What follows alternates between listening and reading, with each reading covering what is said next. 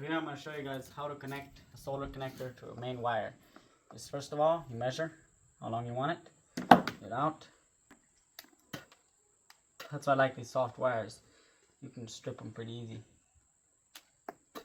Strip it out like this, your fingers, get the middles like that. Grab yourself one of these,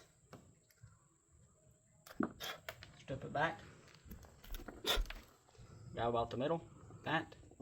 Give this thing some turning, get it nice like this, twisted centers.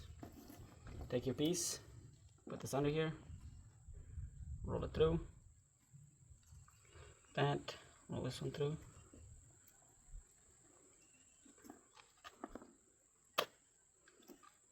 Always want to make sure you get a good solid connection when connecting solar wires, because a lot of amps are going to run through here, you know. You just want to like twist around till you get like not much left.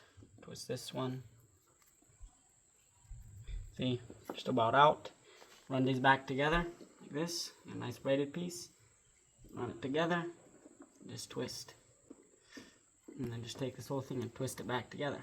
Now, got a really solid connection. See all that? I could tow a vehicle on this. It's never gonna come apart.